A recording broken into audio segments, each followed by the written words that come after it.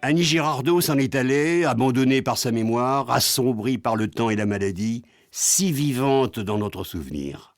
Nous eûmes de belles rencontres radiophoniques et une expérience désastreuse à la télévision. Mais elle n'était pas coupable. Un diable s'était glissé dans sa vie. Rompant les nuages, elle regagne les étoiles.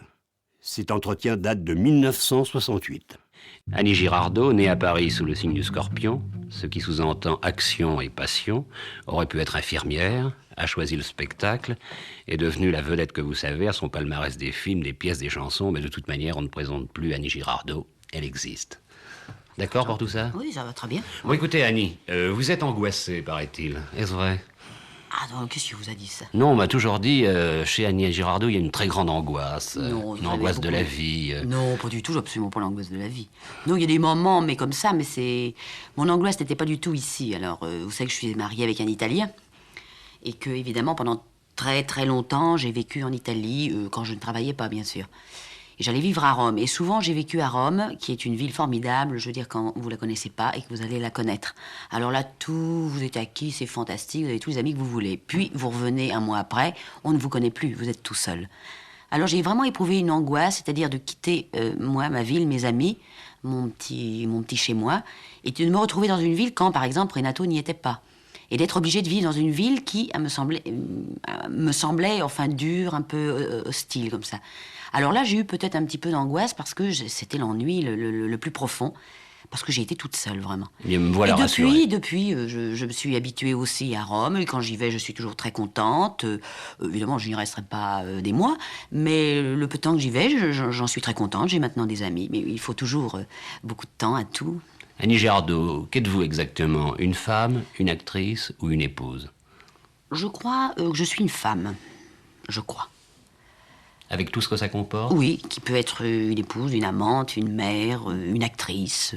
Je crois que je suis une femme, je crois. De toute manière, Annie Girardot, on s'étonnerait de ne pas passer un disque de vous, car vous êtes mise également à chanter. Qu'est-ce que c'est la chanson pour vous? Pour moi, c'est... Un violon dingue? Non, non. Pour moi, j'ai déjà chanté comme ça dans les spectacles de cabaret, quand je faisais du cabaret dans le temps, quand les cabarets existaient encore. Et puis, j'ai fait des petits opéras bouffes. C'était en 59, ça, je crois, la Rose Rouge, non? Oh, c'était... Attendez, bien avant. Bien avant? J'étais encore au conservatoire. Alors, vous voyez, je faisais des études classiques l'après-midi, et le matin, et le soir, j'allais à la Rose Rouge. Donc, c'était en 53-54. Je suis allée au Quartier Latin aussi. Et puis après, j'ai fait une petite comédie musicale. Oui, non, c'était 54. 54, la Rose Rouge, oui. Je vous dis, en fait, l'année 53-54, j'ai fait du cabaret. Vous aimez, vous écoutez? Non, personnellement, j'aime mieux écouter les autres. Annie Girardot, vous semblez prêter beaucoup d'importance aux signes. Tout à l'heure, j'ai dit que vous étiez du Scorpion. Oui. Moi, personnellement, je suis du Cancer, mais j'y comprends rien, absolument. Ah ben là, vous êtes un signe d'eau, comme moi. Voilà, il y a 3 signes d'eau. Enfin, je les connais bien parce que, disons que donc, je suis le Scorpion, mon mari est Poisson et ma fille est Cancer. Nous avons les 3 signes d'eau. Donc vous êtes terriblement passionnée, une femme très active. Oui, c'est ça, enfin, le Scorpion.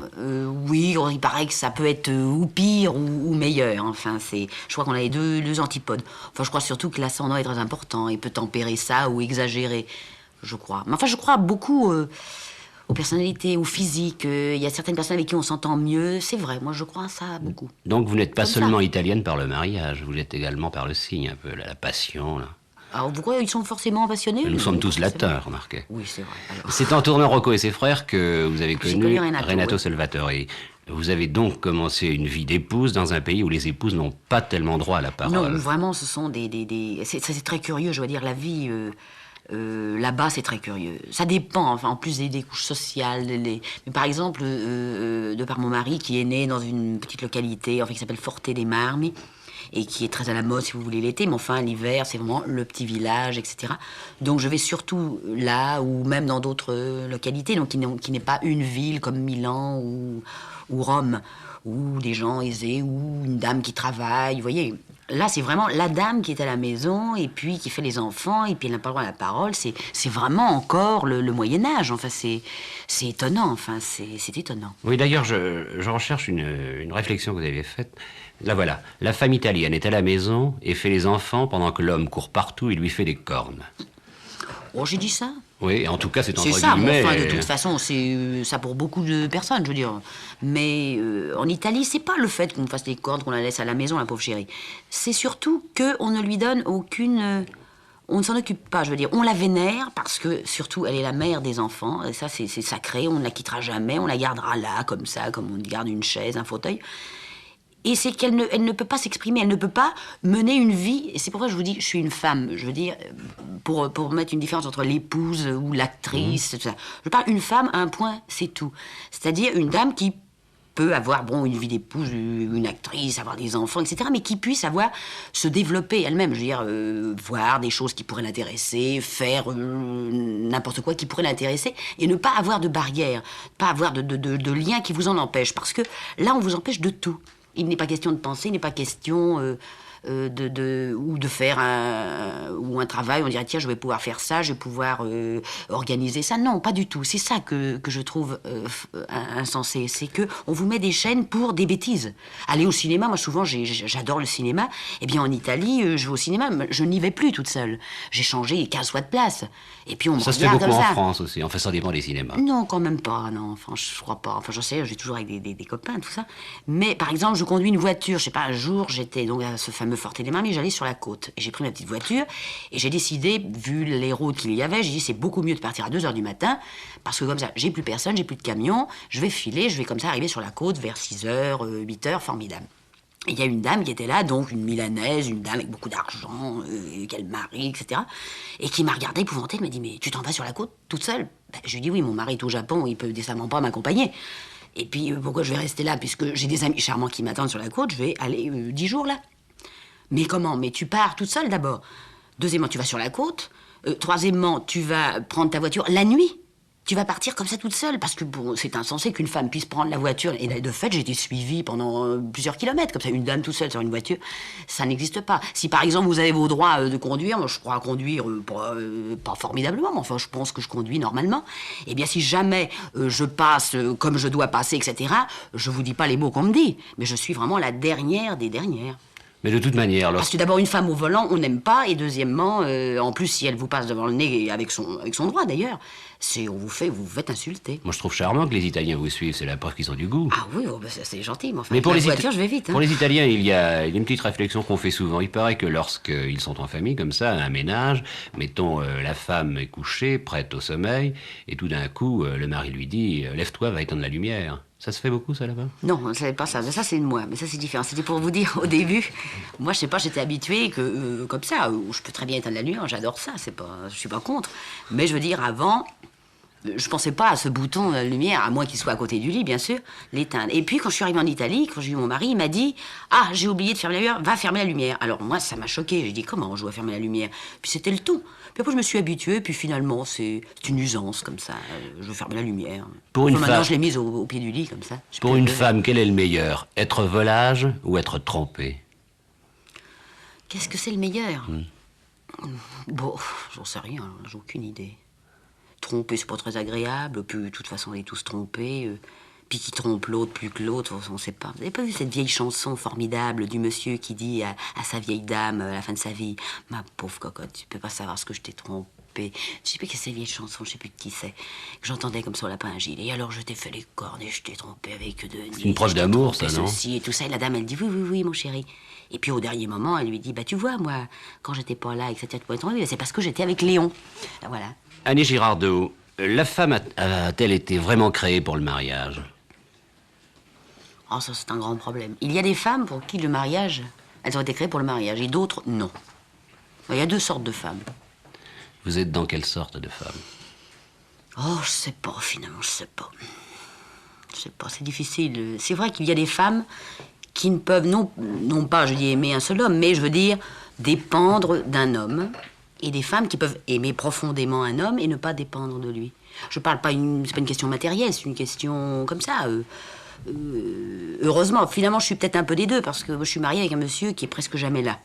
Alors finalement, je suis une femme mariée qui est avec mon mari, qui tient compte de ce qu'il me dit, enfin, de ce qu'il peut me dire, etc. Et en même temps, je suis obligée aussi, quand il n'est pas là, par exemple, en ce moment, il est parti pour minimum 6 mois en Colombie, il est évident que, bien sûr, je suis toujours la femme de cet homme, que je vais aller voir, bien sûr, mais pendant un moment, je suis obligée aussi d'être une femme qui décide, qui organise, qui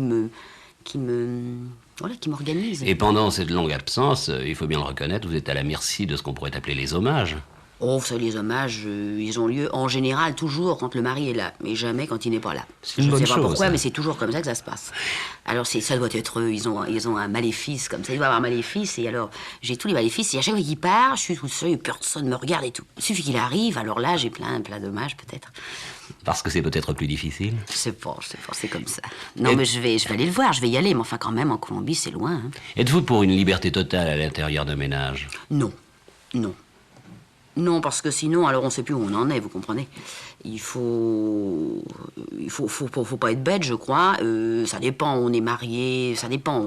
Il y a des mariages qui durent 2 ans, d'autres 3, d'autres 10, d'autres 20, d'autres 50 ans, je sais pas. Alors, il y a évidemment des lois qui se font, qui se changent suivant les années, enfin, suivant le caractère, suivant comment on évolue. Mais je ne crois pas une liberté. C'est désagréable. Pour moi, ça me fait penser à des choses pas malhonnêtes, mais des choses pas jolies. Je sais pas pourquoi. Vous êtes pour la beauté. Oh, ben, en général, oui, vaut mieux, parce que... Hein, Êtes-vous de ces femmes qui pensent qu'il n'y a plus aujourd'hui d'élégance conjugale? Je veux dire par là que les maris français, par exemple, sont moins gentlemen qu'ils l'étaient autrefois. je sais pas, je connais pas les maris français, mais non, je sais pas. Je sais pas. Moi, je crois que c'est vrai, et je crois que ça vient du fait que la femme est devenue l'égale de l'homme. Ça lui pose des tas de problèmes. Oui, mais faut pas s'entendre. Moi, je suis bien contente qu'on ait un petit peu comme ça égal de l'homme, mais pas trop non plus, pas trop n'en faut. Je crois qu'on a une place qui est quand même toujours en fonction, je veux dire, quand on est marié, etc., toujours en fonction de l'homme. C'est quand même lui qui doit décider, on doit s'en remettre à lui. Je trouve que on doit s'en tenir à ça. Voilà, je crois pas... Annie Girardot, dans Vivre pour vivre, vous êtes l'épouse d'un reporter. Vous êtes d'abord très aimée, et ensuite abominablement trahie. Oui. Est-ce que dans la vie, ce problème peut vous effleurer? Oh, ben, il m'a effleuré. Maintenant, il m'effleure plus, mais il m'a effleuré, bien sûr. Mais c'est différent, parce que d'abord, le personnage de Vivre pour vivre est une dame qui ne travaille pas. Alors déjà, moi, je travaillerais, de toute façon. Je ferais n'importe quoi, toujours, je trouverais quelque chose à faire. Il faut toujours agir, enfin, pour moi. Je veux dire, pour me sentir bien, j'ai besoin d'agir, de faire quelque chose, voilà. Donc ce personnage, déjà, ne fait rien. Déjà, elle est défavorisée par rapport à son mari qui fait beaucoup. Qui voyage, qui a donc une vie... Alors moi, je pourrais pas vivre la vie de cette femme-là. Je pourrais la vivre dans la mesure où j'ai, moi aussi, ma liberté dans mon travail, dans mon jugement. Donc, à votre avis, une femme qui ne travaille pas est une femme fragile? Oh non, ça doit être ennuyeux. Hein. Oh, qu'est-ce que ça doit être ennuyeux. Annie Girardot, vous avez une fille qui s'appelle Julia. Oui. Elle a 6 ans. Oui. J'imagine que la rentrée des classes, pour vous, ça a dû être une grande affaire. Oh, mais moi, je suis ravie, parce que comme ça a été ma rentrée des classes à moi aussi. Parce que, évidemment, étant franco-italienne, alors évidemment, son père préfère qu'elle aille en Italie, et puis moi, évidemment, je préfère qu'elle aille en France. Elle parle quelle langue? Elle parle les deux, Mais parfaitement bien? parfaitement bien. C'est merveilleux pour l'avenir, ça. Je trouve qu'elle a une chance extraordinaire. Parce qu'elle s'en rend pas compte encore bien. Alors maintenant, en ce moment, je sais qu'elle a le plus de mal. J'étais voir la maîtresse, elle m'a dit, voilà, là où elle a le plus de mal, c'est dans les dictées, souvent dans la lecture, parce que elle les dit les, etc. Elle mélange un peu à cause de l'italien. Comment élève-t-on une enfant de vedette? Oh, j'en sais rien, c'est pour une enfant de vedette. Et puis en plus, Julia, je sais pas comment, au fond, je l'ai élevée. Et c'est très drôle, parce que j'ai fait un rêve affreux cette nuit. J'ai rêvé... Et ça se passait donc il y a quelques années qu'on m'avait volé ma fille. J'étais dans un restaurant, on déjeunait, et puis, je sais pas, j'ai dû avoir répondu au téléphone, enfin je me souviens plus, et je suis revenue, Julia avait disparu. Et mon rêve a commencé que je cherchais Julia qu'on m'avait prise depuis des années, je ne sais plus combien de temps. Et j'ai essayé de réfléchir, mais enfin, à quel âge me l'a-t-on pris? Et c'était affreux, je pleurais et tout, je cherchais ma fille, et brusquement, il y avait, je sais pas, un gangster, quelque chose, et puis j'ai vu une photo dans un journal, et j'ai dit, mais cette petite fille, c'est la mienne. Et alors, j'ai poursuivi cet homme, etc. Et brusquement, j'ai vu une petite fille qui courait, et j'ai crié Julia, et elle ne pouvait pas savoir que j'appelais Julia, parce qu'on me l'avait prise, on avait dû lui donner un autre nom. Et elle s'est retournée. Et j'ai pris ma fille, j'ai couru, et je me suis retrouvée dans ce restaurant où on me l'avait prise. Et en effet, il y avait toute la reconstitution de ce qui s'était passé. C'est-à-dire, j'étais à table encore avec elle, et à côté, il y avait une table avec tous les gens, toute cette famille qui avait voulu prendre ma petite fille parce qu'il la trouvait charmante. De toute manière, vous pouvez être rassuré, car ce qui arrive dans les rêves ne se passe jamais dans la réalité. C'est affreux, je dois dire que c'est affreux. Et je dois dire, Julia, du fait que, justement, toujours avec Rome, je ne veux pas embêter les gens avec ça, mais de toujours être obligée, vous voyez, en ce moment, je la porte toujours avec moi, sauf Maintenant, avec l'école, s'il s'agit de 3 à 4 jours, non. Mais s'il s'agit d'un temps plus long, je l'emmène avec moi parce que je veux pas la quitter, parce que je veux la... Elle est à Paris. Je veux la sentir, elle est à moi, et puis voilà. Elle est à Paris avec moi en ce moment. Elle voit vos films? Ah, elle est allée, oh oui, c'est irrésistible parce que...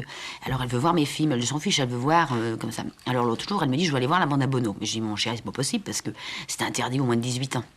Alors, elle me dit, mais je veux le voir quand même. Alors, je me suis arrangée comme ça, c'était pas permis. Alors, j'ai été comme ça au quartier latin, je dis, vous pouvez pas me faire passer, on passerait par là.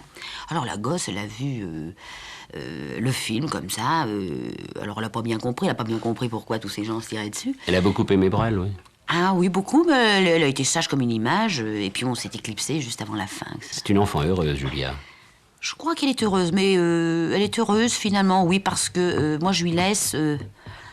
j'ai jamais bêtifié avec elle. J'aime pas qu'on bêtifie avec les enfants. Sous prétexte qu'ils sont petits, on leur fait... Et ça, j'ai horreur de ça. Et ça, quand elle avait quelques mois, donc elle ne parlait pas, elle ne comprenait rien, j'ai dit, elle comprend pas bien sûr, mais un jour elle va comprendre. Puis elle comprendra bien, dans le bon sens. Alors elle sait que sa mère, doit faire quelque chose, ou son père, etc. Mais comme on s'occupe surtout d'elle, je veux dire qu'elle soit toujours bien elle. Alors, on pense pas à nous, on pense d'abord à elle. Voyons, qu'est-ce que tu fais? Bon, moi, je vais faire ça. Qu'est-ce que tu penses? Bon, alors, on met où, Julia? On essaie de voir un petit peu, de dominer la situation. Bon, bah alors, Julia, on va la mettre là, à ce moment-là, parce que c'est mieux. Alors, voilà, on essaie de se débrouiller comme ça. Et vous, Annie Girardot, vous avez eu une enfance heureuse?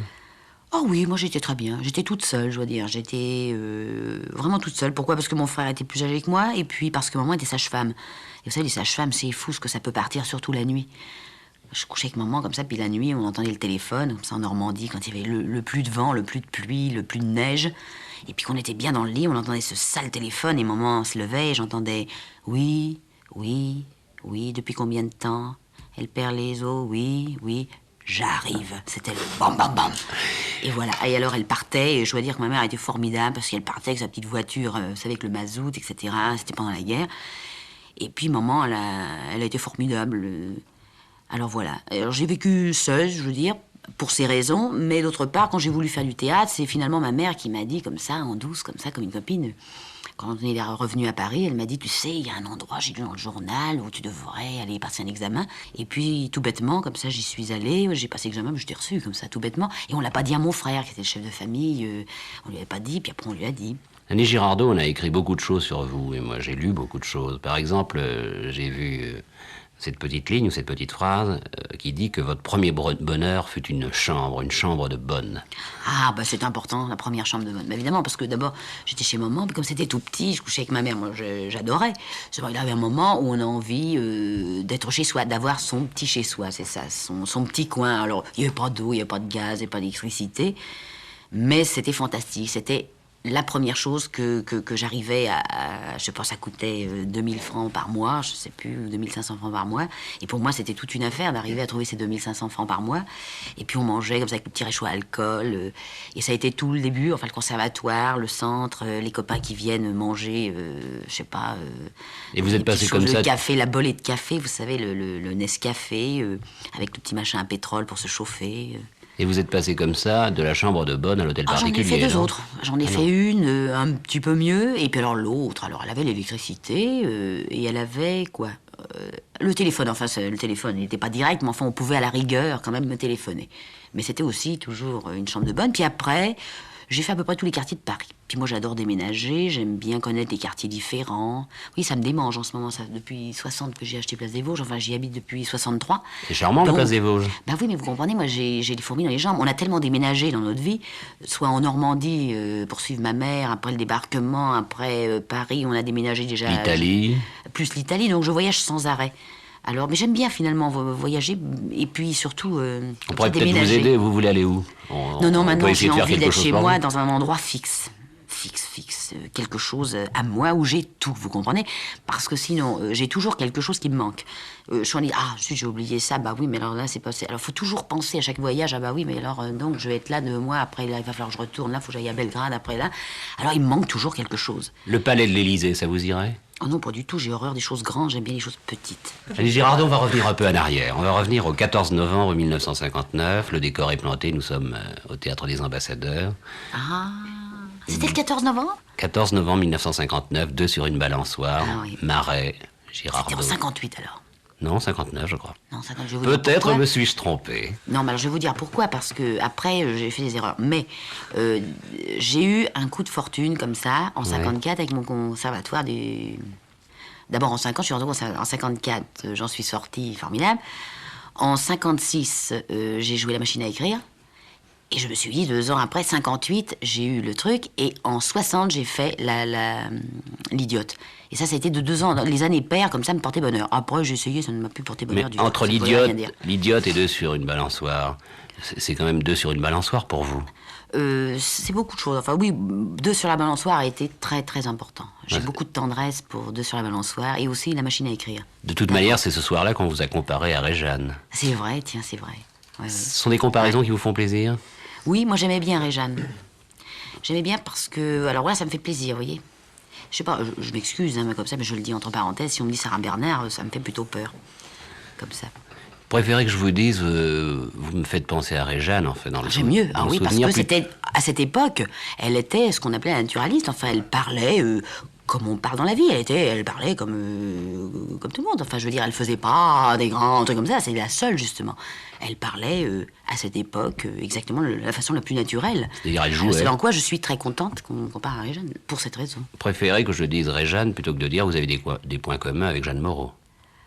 Oh ben pourquoi? Quel rapport avec Jeanne Non, parce qu'on fait Moreau souvent le ou Réjeanne? comparatif entre Oh, non. Annie Girardot Ah oui. et Jeanne Moreau. Et Oui, même ça, on va c'est plus vrai. loin, on dit qu'il y a un triumvirat de l'humour, Ah oui. de l'esprit, de la beauté féminine, c'est De toute façon, Bardot, Jeanne Moreau, elle- Girardot. nous sommes de la même époque, nous sommes ensemble.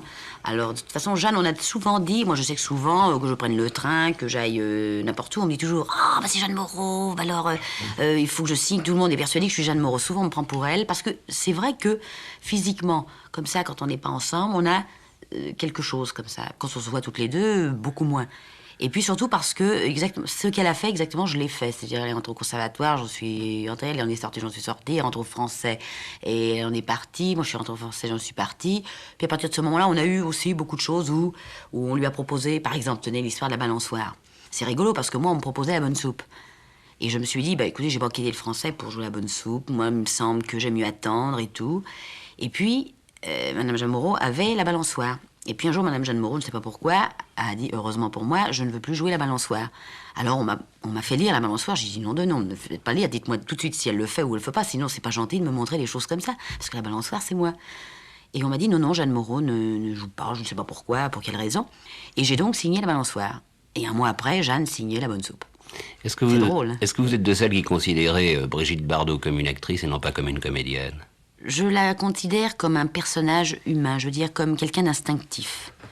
J'aime bien Brigitte parce qu'elle est elle-même, et puis qu'elle a le courage de ses opinions, le courage de vivre comme elle en a envie, qu'elle n'a pas d'hypocrisie. Et en plus, je veux dire, si on veut parler seulement au point de vue artistique, je lui ai vu faire des films, et je veux dire, il y a des moments de Brigitte que j'ai vus qui sont étonnants. Étonnants parce qu'ils sont vrais, parce qu'elle est comme ça, voilà. Et en plus, je l'aime parce qu'elle est belle. Elle est plus que belle, elle a quelque chose, elle a un rayonnement. Et c'est aussi, pour moi, une chose merveilleuse que d'avoir ce rayonnement-là. Et puis cette sympathie. Et puis cette drôlerie. Et j'aime beaucoup Brigitte. Visconti vous a vraiment voulu pour Rocco et ses frères. Oui, bah c'est parce que je l'avais connue avant avec la balançoire. Ensuite, il y a eu Le Vice et la Vertu. Après, oui, j'ai tourné avec Vadim. Oh, là, au cinéma. Oui, j'ai fait Le Vice et la Vertu. J'étais ravie de tourner avec Et ensuite, Vadim. on a beaucoup dit, il y a un ton Girardot, il y a une qualité Girardot, il y a une Jamais humanité entendu. Girardot. Et puis il y a eu, je ne sais pas si c'est peut-être ce que vous avez voulu, un peu l'éloignement, il y a eu une éclipse, ou Ah plutôt oui, j'en ai une plusieurs. Je suis demi-éclipse. une femme à éclipse, comme des... Comment en revient-on? Hein? Oh, on revient très bien parce qu'on finalement on se perd pas de vue, mais bien sûr qu'il y a des moments, vous savez, il y a des moments de malentendus.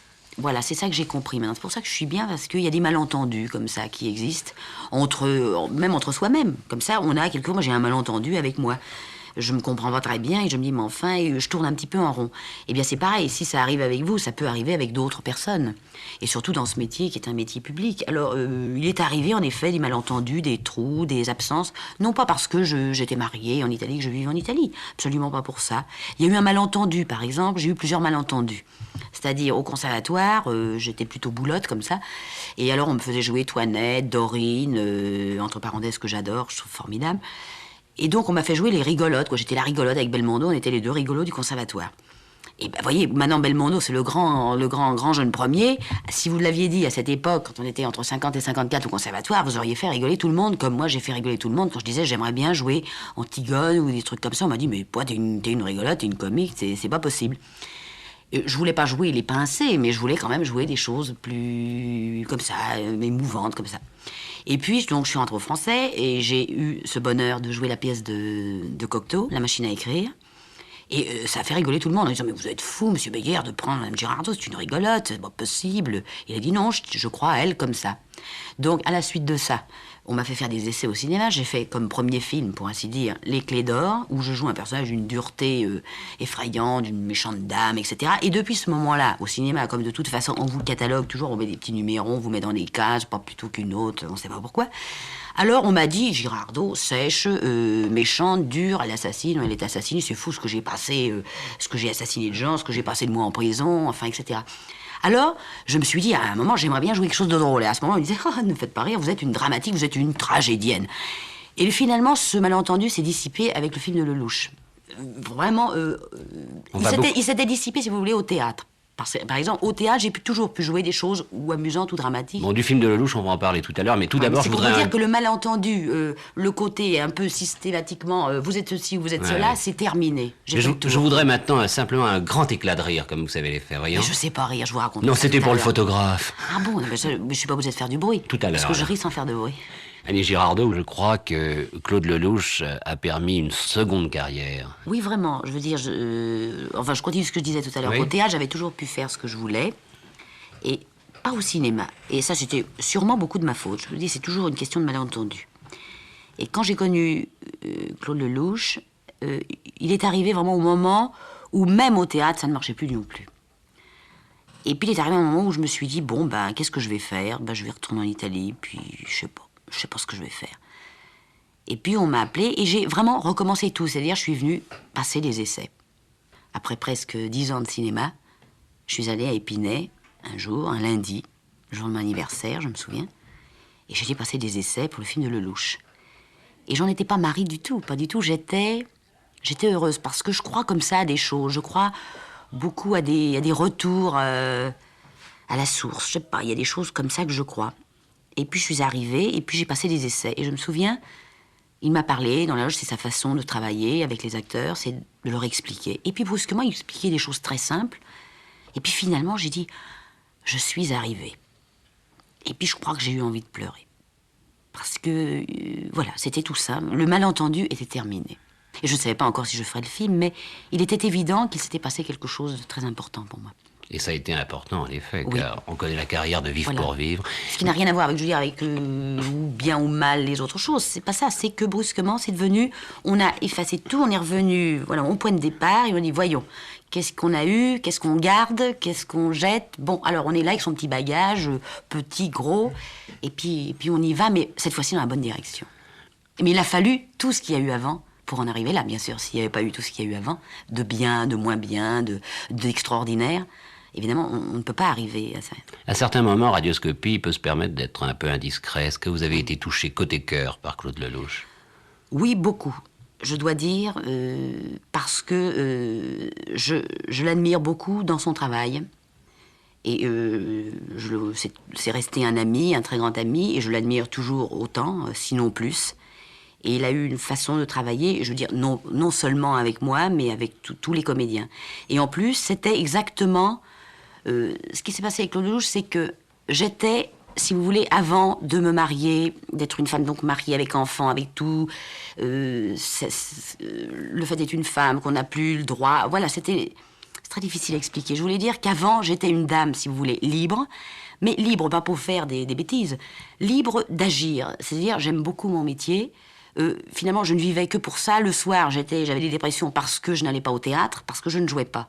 Et brusquement, il m'a redonné ce que j'avais eu avant et que j'avais abandonné. Parce que, après, je me suis dit, bah voilà, oui, en effet, j'aime bien jouer, mais enfin, je suis mariée, puis ma foi.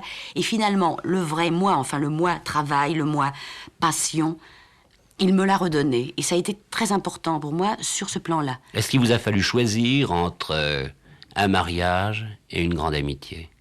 Oui. Eh bien, Annie Girardot, bien sûr, on a oublié de parler des Gauloises bleues, on n'a pas Ah, oublié de très Michel exactement. Corneau. Michel Corneau, et dans ce film, je trouvais que vous aviez pris tous les risques. Pas de maquillage, pas de cheveux, un vieux peignoir, c'est bien ça. C'est drôle, Michel Corneau. Je veux parler de lui parce que j'ai connu Michel Corneau quand je jouais l'Idiote. Et je me souviens, il était venu pour faire un interview dans l'Express. Et alors, il m'a dit, écoutez, moi, je sais pas interviewer, alors je peux rester avec vous. Moi, je dis oui. Alors, il m'a suivi comme ça pendant 3 jours. Je dis presque 3 nuits parce que, donc, moi, je tournais à ce moment-là un sketch. Je jouais le soir l'Idiote, donc j'allais dîner. Donc, le temps de bavarder, il se passait 2h, 3h du matin. Donc, ce monsieur ne m'a jamais posé une question. Et il a fait un article, je dois dire, qui était, si vous voulez, dur. Mais c'est un des plus bels articles, enfin, des plus beaux articles que j'ai eus parce que c'était, je sais pas, c'était très drôle, ça m'a fait beaucoup rire. D'ailleurs, il m'appelait le Caillou. Enfin, vous avez été l'interprète de Michel Corneau. Voilà. Et Et maintenant, à la la suite de dernière ça. question, la toute dernière, il reste 30 Ouais. secondes. Vite, vite, vite. Est-il gênant pour une actrice de paraître nue sur scène? Non, si on est belle nue. Si on n'est pas belle nue, il vaut mieux se cacher. Vous seriez pas mal, vous, Annie Girardot. Peu. Si, j'apprécie.